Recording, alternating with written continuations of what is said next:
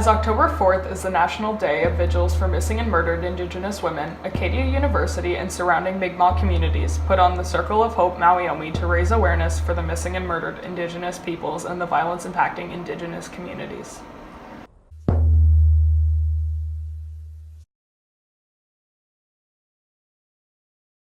And today we are going to talk and watch a documentary on Sisters in Spirit, and then we're going to raise our flag, our Mi'kmaq flag at the university, and then this afternoon we're going to do a big circle, a circle of hope and strength with our drummers and our dancers. I mean, I'm the chief of one of our communities, and the murder of missing women is a big issue and a big concern, and it's something that affects everybody, brother, sister, aunts, uncles, whatever it is. But not only that, it affects whole society.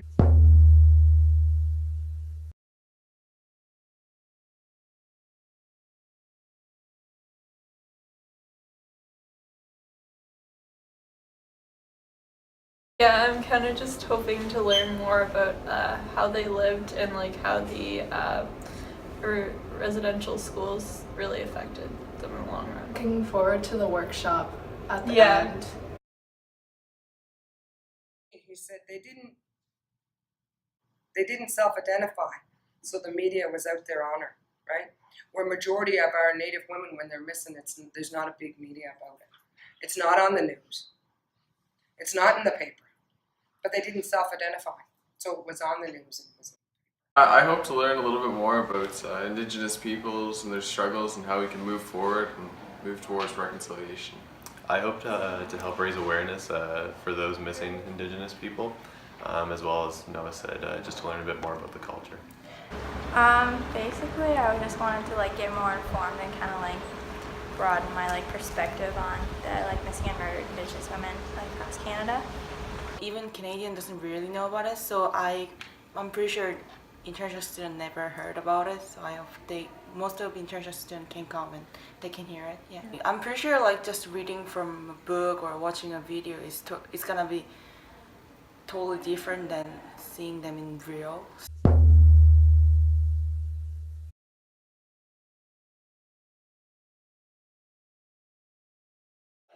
An example was we were at the AFN assembly out in Regina last summer in July. And one of the things we were talking about, the lead chief on murdered missing women wanted to speak. So we had a session on that. And the scary part of it was that this particular hotel that we were staying at was a situation where a Native woman was at this hotel, and on the 12th or 15th floor, they took all her clothes and stripped her down and threw her down a laundry chute. And to this date, they still haven't figured out. It just happened that the hotel cameras were off. They lost the enrollment list and the list of people that were staying there. And they're still working on this. And to think that we, as First Nations of the Assembly of 633 chiefs, come together and we don't know that and we're staying at the hotel, it's just pretty scary to think that stuff like this is happening on a daily basis, and sometimes the public, we don't hear about it, and some people say, well, there's another First Nation girl, they deserve it or whatever it is. So I think that today, today and tomorrow is going to be so important, to listen to the speakers, watch the videos, and with their own heart or whatever, to looking at this whole murdered and missing women, how important it is for each and every one of us. And you never know when it could happen to us, and what can we do to try to help out? How can we help each other? Maybe in the flag raising ceremony, since I came here in 2014, I've been trying to make sure that flag stays up all throughout. I mean, it was up in October and everything, but having that permanently raised, especially being a Mi'kmaq person, like it speaks like a huge amount to like the campus actually trying to engage with the community, with the culture, everything like that, and just being able to showcase like the Sacred Fire and different kind of cultural aspects to people who may not know what it is and everything is really a great opportunity. My expectations for the day, I think, are to kind of remind us that this is really important to celebrate, but also that we need to be supporting our Indigenous students throughout the whole year. I think I usually try to come to these events and make sure that I keep an open mind and not with any specific thing that I want to learn. I think it's important that everyone comes to these things and just is ready to hear and listen. So with this flag, it shows a true testimony of peace and friendship. And it's an important message that we can heal together.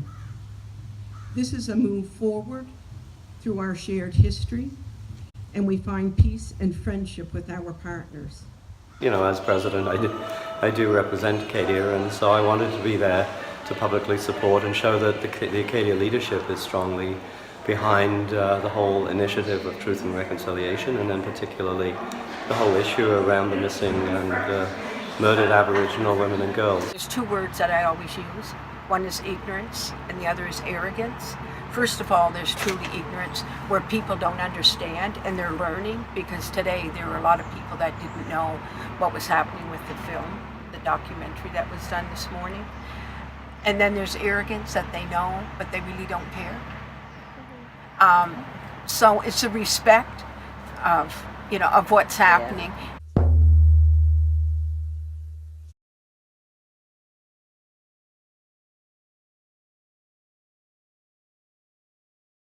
Today, I really liked the interactive activities that we did around the campus, especially listening to the music and going in the teepee. That was really fun.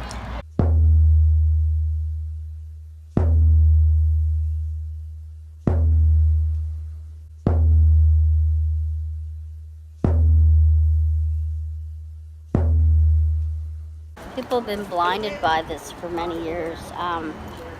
But I think the mob that we're going to do at 5 is going to really open people's eyes, and that's my goal, is for people to have it hands-on on what it was like to be an Aboriginal woman missing, or a child missing, or a man missing. Give me dead Don Delio no much good Mawio'mi. Give me dead Don what a big soul did. Nigga much good Abahon Madultinet. Hey, Abahon Madultinet. Dan Gisuk Eliga Haluk Sigu Ulaw Si Amo. We are hell. We yo we hi ya we yo hey yo hey hi ya we yo hey hi ya we yo hey hi ya we yo hey hi ya we yo hey hi ya we yo hey hi ya hey yo we yo we hi ya ya we yo hey yo hey hi ya we yo hey hi ya we yo hey hi ya we yo hey hi ya we yo hey hi ya we yo hey hi ya hey yo give me dead minutes down Delio no give Iga much good Mawio'mi. Give me dead minutes down what a big soul did. Iga much good Abahon Madultinet. Abahon Madultinet. Dan Gisuk Eliga Haluk Si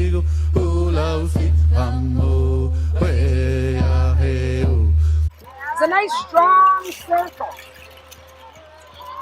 As you notice, when we were taking people out to connect back to each other, it took a little bit. This is what happens when the people are taking our men and our women from our communities. Things get harder. Their circle gets weaker. Not only in families, but in the whole community.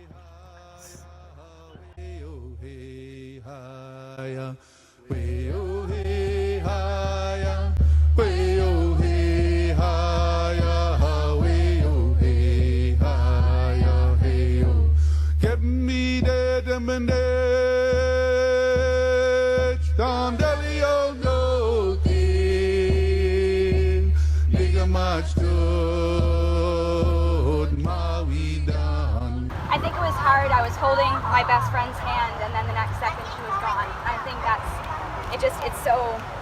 it was emotional. I had this feeling of like maybe I'd done something wrong.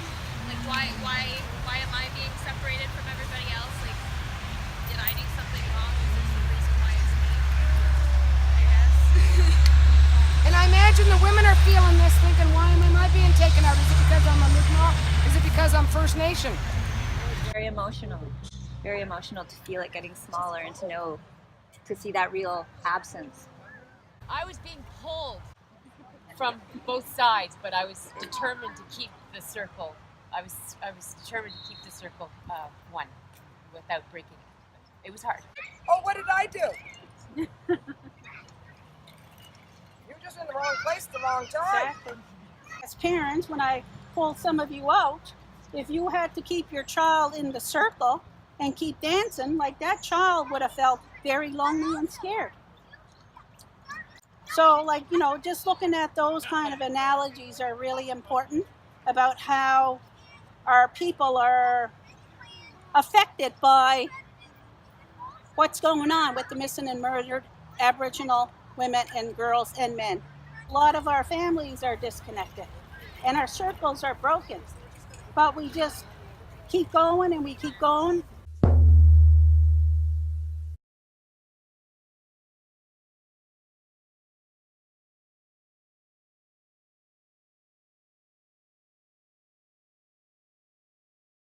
When I heard other people say how it felt, like, you felt being lost, you were confused. It's like imagining what those women would have gone through when they were taken away. So it kind of hit hard. That was the first time I heard about this. So that's why I came and attended this, because I wanted to know more. I think this was a very powerful event. I mean, I think this is the most powerful event that I've been in the last 4 years. I know it's been going on for 8 years. But I think, like, even just talking to individual people, their own individual experiences and their own families. Like, I was talking to this young girl who was German, and she was talking about her grandfather and how he feels and how he felt when he had to leave Germany and move to another place in Frankfurt. And like the sense of loss that he felt and that nobody cared about him. And when she was telling that story, it was just like what we were experiencing here, that everybody was experiencing. So it's not just Aboriginal people or Indigenous people that feel this. It's many people that have been affected by the atrocities in the world today. I think that other people need to see that there's so many different perspectives to the issue, because I think that there's not like one specific answer. Everybody's solution is going to be slightly different, and that the perspective of the university students is going to be different than mine or yours, or even Indigenous compared to non-Indigenous people. The perspective is different. I think that if they can all kind of work together, it'll work better in unison than just one against the other. We have a long history of oppression and systemic racism and discrimination. And so I think what I would like for people to learn from this today is that all of those things affect each and every one of us. And if you don't make a difference for yourself and share these stories with your family, because you know now, you have the information, if you do nothing with it, that is going to be the most damaging thing you could do. I'm going to take this information and go home and talk about it with my family. I think I'm gonna do some more research other than just like mainstream media. Like I'm actually gonna try to look into this and not just on the internet and talk to some elders and stuff like that.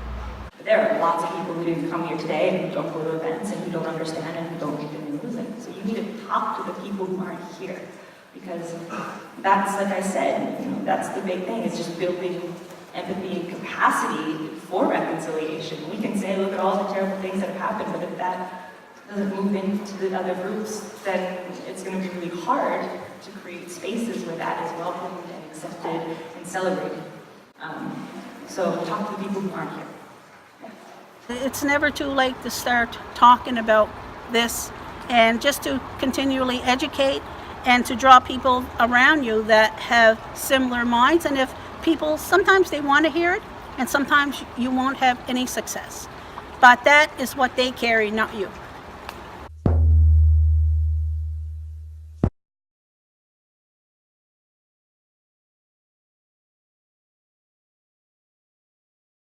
She slays with those double braids.